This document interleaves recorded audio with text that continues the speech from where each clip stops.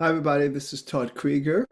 Today, I want to talk to you about gaslighting and children and protecting the vulnerable because children are vulnerable. And so, I have some notes on this one because this is a very important one that has lots of aspects to it. But I've been talking about gaslighting, and of course, gaslighting is when you have one person, typically in a couple or in a family, could be at work too, but I'm just talking about in a home for this one, where a person is not able to look at their own part of it, or whether consciously or unconsciously, and they are always blaming the other person, manipulating the other person in many ways so that it can look good or so that they can get their way. And when the other person starts to react, which would be normal, they make the other person feel like they're nuts, they're crazy, they're insecure, they're overreacting. And when I find that happen with a spouse, then it oftentimes the children get affected as well. And if I end up using the man in terms of being the gaslighter, I'm just doing it for simplicity's sake, and also probably because a few of the current situations I'm working with now is where the women, the wives, are being victims of gaslighting. But for sure, it could happen the other way around. But for purposes of just clarity, you might find myself saying, using the word he, as he's the one who's the gaslighter and she as the victim. But just know, I mean, right from the beginning, it could go either way. Um, you know, husbands can gaslight, wives can gaslight, fathers can gaslight, mothers could gaslight, uh, males and female bosses could gaslight. It's not restricted. So when one of the things I've seen with children is that they can lose trust in people. Like they hear what, in this case, the father who's gaslighting is saying about the mother, because oftentimes the children are within earshot, whether it's on purpose or not, and they end up feeling very much like I don't know what to believe, or they start losing confidence in their own parental figure, let's say their mom. And so it can create some anxiety. So one of the psychological impacts I find with children are that they can start to lose self-esteem, lose confidence, and increase anxiety and depression and trust issues. They don't know who to trust. Here I have this mom, let's say, who I really think is wonderful, but my dad is saying these terrible things, and I love my dad. He must be right too, and it just undermines the trust that little children, the vulnerable, really need to have. They need to see their parents as big people, as solid people, as stable people, and they're seeing their one parent trash talk the other. Not only that, the children get to see the anxiety and the reactivity of the victim of the gaslighting, the mom in this case. And so there's more fighting and more crisis and more emotionality and drama. So that also raises the anxiety and the depression of children. So that's a little bit about the psychological impact. It oftentimes, because they don't trust, they actually lose their own sense of intuition. They lose contact with it, which lowers their emotional intelligence. And it limits their ability to process and express emotions because the family environment doesn't feel very safe. And in order for children to be able to process their emotions, which is such an important part of their development, to have a parent attuned to them. I've talked about this in other talks. That's what helps them grow emotionally. And when they don't have that safe place, because again, one person's trashing the other, plus the person, the victim of the gaslighting is maybe not as present, more stressed out, more upset. That is, that's all what happens when a child is experiencing this unsafe environment. So there's psychological impact, there's emotional development impact. There's also cognitive and academic implications. Sometimes because of more stress in the home, it interferes with learning and academic performance. Increased stress, difficulty concentrating, all those things can lower the school achievement, the ability to study, the the calmness it takes to have one's mind clear so they can absorb new concepts. And of course, there are long-term consequences for the children, these vulnerable children, because they carry these issues into adulthood. The psychological impact that they have, the emotional development issues, cognitive and academic implications. So that can lead to long-term consequences, including consistent distrust and difficulty opening up, difficulty letting someone be there for them. Um, yeah, difficult being vulnerable. So let me now talk about the recognizing signs of gaslighting in children. What you might find is withdrawal. The kids might start to withdraw from friends and activities they once enjoyed. And there can be the other sides of fear, anxiety, or depression that don't seem to have a clear cause. But what's really going on is there's an unsafe family environment. You might see communication cues. It might be hesitancy to express thoughts or opinions.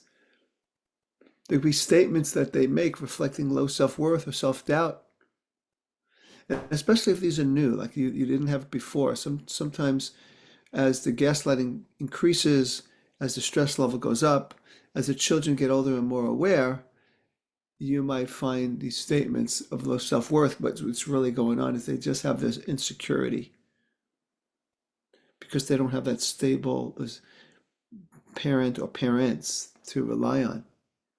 There might be academic signs. I've talked about that, but it could be sudden drops in academic performance or even interest in school.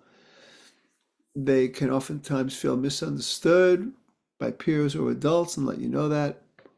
There can be also physical symptoms, unexplained physical complaints like headaches, stomach aches, and these are often signs of stress.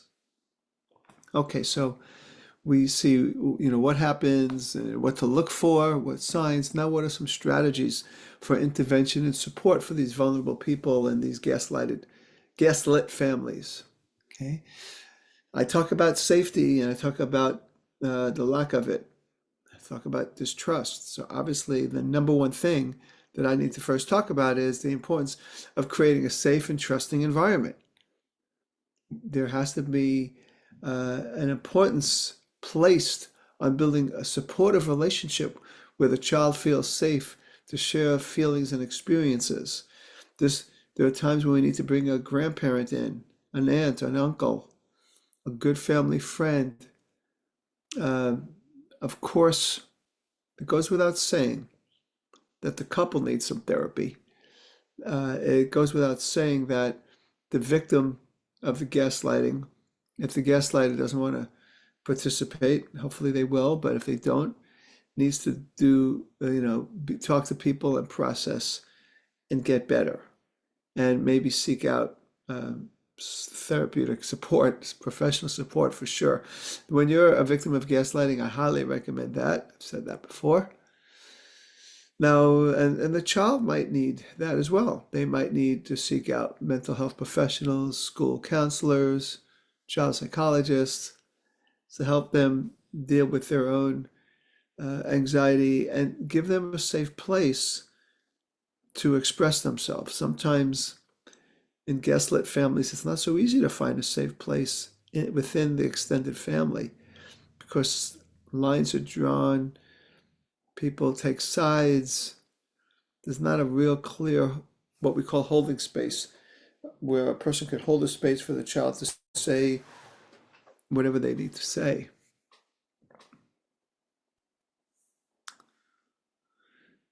Play therapy is really helpful. children that are young, even older, but definitely younger. Uh, and they just anything we could do professionally, but also non-professionally, to build a support system for these children, to help them realize that there can be places to go to outside the home that might feel safe, maybe cousins and things like that. But of course, number one is we want to make that family safer. You know, definitely. And that again is through the parents having to look at themselves, recognize that everyone deserves to express themselves like two adults. The gaslighter needs to be an adult and be willing to look at themselves. Hopefully they're capable of it. If not, that's another story. Some people just aren't ready yet for that. And in that case, the victim of the gaslighting needs to recognize that and do everything they can to feel to get to the point where they're a solid parent. Sometimes kids need to be taught about a little bit in some intelligent way to see how parents are human, and sometimes one has a hard time looking at themselves, and you don't have to use the word gaslighter, but talk about manipulation, talk about their own feelings, learning to retrust their own intuition, their own sense of things. Sometimes there even could be role-playing scenarios on how to respond to gaslighting when the child is a victim of gaslighting, because, like I said, oftentimes it's a double whammy for the child. They are already getting symptoms from watching. In this case, it could be either way, but dad gaslighting mom, but their dad's probably also gaslighting the child. Gaslighters seem to do that. Their gaslighting is this way of coping and making everybody else feel like they're wrong so that they can stay comfortable.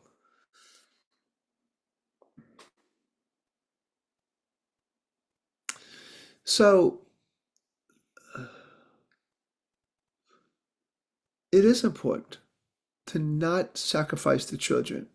I do highly support education and therapy so children learn that their own parents are capable.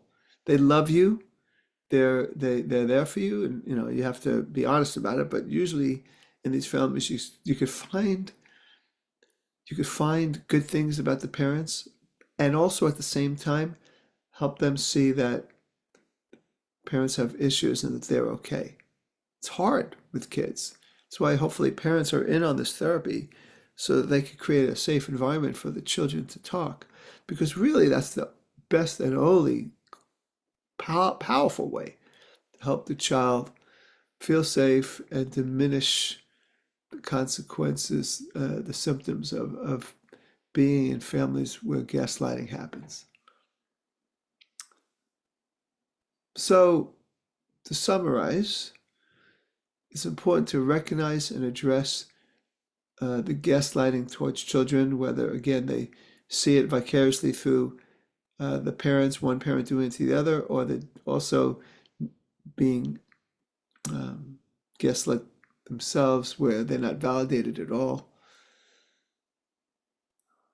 We encourage the adults or anybody that sees it, any observers of these behaviors, to take some action, whether it's through talking to the parents, educating the children, support, intervention, encouraging therapy, encouraging them to be clients to protect and empower vulnerable children.